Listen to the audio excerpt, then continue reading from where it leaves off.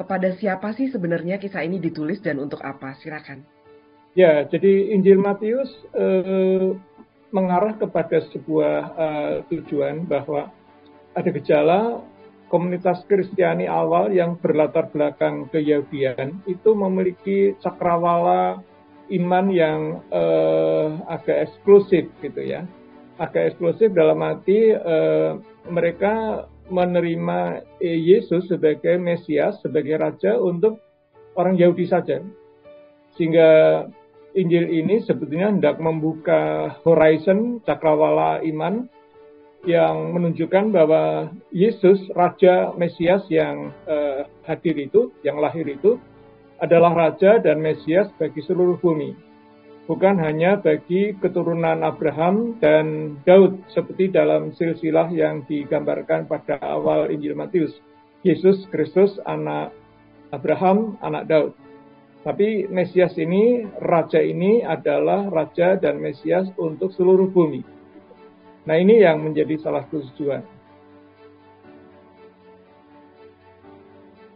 Jadi relevansinya jelas bahwa Matius mau supaya orang-orang Kristen yang berlatar belakang Yahudi terutama itu memperluas cakrawala pandang bahwa Yesus itu Raja untuk seluruh bumi. Oleh karena itu ditampilkanlah kisah mengenai orang Majus yang datang dari timur. Orang Majus ini bukan keturunan Abraham dan bukan keturunan Daud, tapi mereka punya kerinduan yang besar dan mencari dengan sungguh-sungguh Mesias yang lahir itu. Sementara agak ironisnya orang-orang Yerusalem, orang-orang Bethlehem itu tidak peduli dan mengabaikan peristiwa yang agung itu. Ini hal yang sangat penting di dalam permulaan Injil Matius. Oleh karena itu, pada penutupan Injil Matius ada perintah Yesus yang dinyatakan, pergilah kamu, ya, jadikan semua bangsa muridku, baptislah dalam nama Bapa dan Putra dan Roh Kudus, dan ajarlah mereka untuk melakukan apa yang kuajarkan kepadamu. Gereja yang pertama itu kalau saya katakan seluruhnya orang Yahudi. Semua murid Yesus, 12 murid itu para rasul juga semua orang Yahudi. Jadi memang gereja itu yang mula-mula itu terdiri dari orang-orang Yahudi. Orang-orang Yahudi. Dan masih terbawa eksklusivitas orang-orang Yahudi. Sehingga para rasul, terutama Matius di sini dan juga Rasul Paulus, ingin mencoba membuka cakrawala iman orang Yahudi yang eksklusif itu di kalangan orang Kristen. Jadi orang Kristen tetapi latar belakangnya Yahudi. Lalu dibawalah Injil ke luar lingkungan Yahudi dan meski menimbulkan perubahan-perubahan yang baru dan kadang-kadang ketegangan, tapi kisah Rasul, Alkitab kita menyatakan bahwa kita harus membawa Injil itu ke lingkungan yang tidak hanya di dunia Yahudi. Ternyata Matius dengan menceritakan kisah Majus ini, kita merasa bahwa Allah yang menghadirkan Mesias itu memiliki banyak cara untuk membuat orang tuh punya kerinduan dan kesadaran untuk mencarinya. Dan orang Majus tidak paham Alkitab, tapi dia punya keahlian di dunia perbintangan, dan dengan cara itulah kesadaran religius mereka itu dipandu, tetapi tidak ketemu. Sehingga ia bertanya kepada Herodes, di mana raja yang baru lahir itu? Orang Majus datangnya bukan ke Bethlehem, tapi ke Yerusalem. Kesasar gitu ya. Dalam logika mereka, raja itu lahirnya di kerajaan. Jadi logika itu membawa mereka ke Yerusalem. Tapi itu kesasar. Hanya setelah dijelaskan melalui ahli kitab bahwa menurut ramalan atau nubuat Nabi Mika, ya, Nabi Mika, ini Mesias yang lahir itu akan lahir di Bethlehem. Jadi dengan begitu logika yang dimiliki oleh orang Majus memang tidak cukup untuk menemukan Mesias itu. Harus ditolong dengan bantuan dari ahli kitab. Nah, firman nubuatan itu sendiri yang membelokkan arah pencariannya dari Yerusalem ke Bethlehem, gitu ya.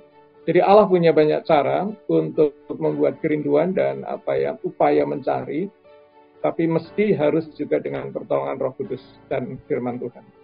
Orang Kristen perlu belajar melakukan seperti yang ahli kitab lakukan, memandu lebih tepat. Kita pada saat mewartakan kita bisa ragu ya Pak ya. Nah, apa sih motivasi utama yang perlu kita pupuk gitu untuk mewartakan keselamatan gitu? Sedangkan kita bisa ragu tadi, atau bahkan, aduh ngapain sih, lebih baik eksklusif, diam-diam aja gitu ya, Natal untuk kita sendiri kan sepertinya lebih mudah gitu ya. Urgensinya apa sih Pak? Itu mungkin ya pertanyaan saya. Ya, sebagai orang yang merasakan betapa indahnya keselamatan itu, mestinya secara wajar kita mesti juga terdorong untuk berbagi gitu ya. Jadi seperti kita merasakan besarnya anugerah Tuhan, penghayatan atas syukur itu tidak bisa tidak menjadikan kita termotivasi untuk orang lain seharusnya juga mendapatkan kesempatan seperti saya. Jadi dalam kehidupan baru orang Kristen, kesadaran untuk berbagi itu dimotivasi oleh rasa syukur. Rasa syukur itu digambarkan seperti bahwa seperti saya sudah merasakan indahnya pemberian Tuhan, keselamatan ini, saya mesti berbagi pada orang yang belum menerimanya, belum mendapatkannya. Tapi ada konsekuensi nggak Pak kalau menjadi eksklusif? Kalau menjadi eksklusif, ya ada konsekuensi lah.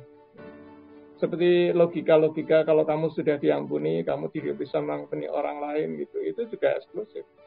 Ya, dan kita hanya butuh pengampunan untuk kita, tapi kita tidak juga memberi pengampunan kepada orang lain.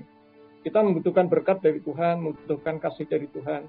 Tapi kalau kita sudah dapat kasih itu, kita lalu memakannya, menikmatinya untuk diri sendiri. Itu bukan tipe karakter Kristiani yang dalam hidup yang baru. Itu hidupnya masih lama, pola hidupnya masih lama, masih egois gitu.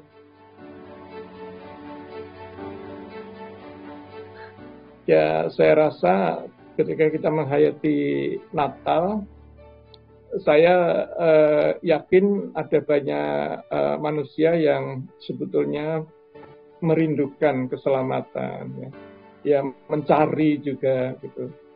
Tapi juga kadang-kadang orang Kristen sendiri yang sudah mendapatkan keselamatan itu abai dan tidak peduli. Ini sebuah kesalahan zaman yang mungkin perlu dikoreksi ketika kita merayakan Natal sekarang. Di luar sana banyak orang merindukan juru selamat, merindukan anugerah, merindukan jalan keselamatan yang benar. Kenapa orang Kristen tidak mendengar, tidak mendeteksi satu kerinduan ini sehingga mereka tidak terdorong untuk memberitakan kepada mereka. Ya, mari kita merayakan Natal dengan sifat-sifat ya inklusif yang besar gitu.